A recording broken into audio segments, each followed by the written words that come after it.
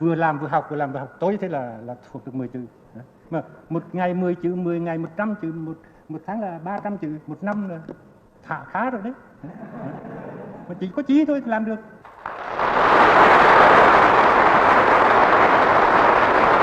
Est-ce que vous pensez, Monsieur le Président, qu'il y a une solution militaire à la guerre du Sud-Vietnam? Non. Parce que vous savez que le peuple Vietnam, c'est en un. Et le pays du Vietnam, c'est un. Les Américains ont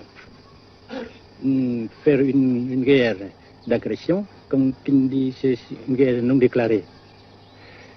Et, comme vous savez aussi, vous avez pu lire dans la presse, n'est-ce pas, bien mondiale, que plus la guerre prolonge, plus les Américains et leurs valets, n'est-ce pas, comment dire ça,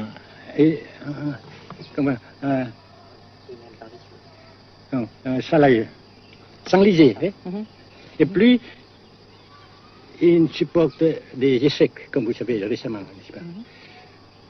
Par conséquent, la guerre ne peut pas durer éternellement. Et je suis très heureux que les politiciens haut placés français ont reconnu cela.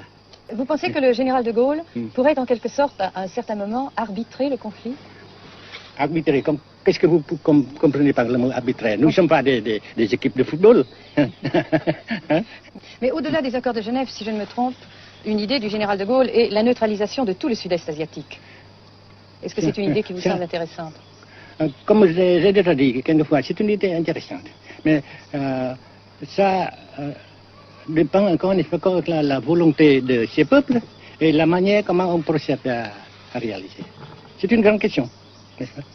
Et je ne peux pas dire que je suis d'accord.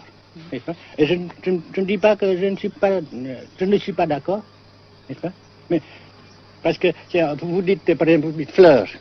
Fleurs, il y a beaucoup de sortes de fleurs.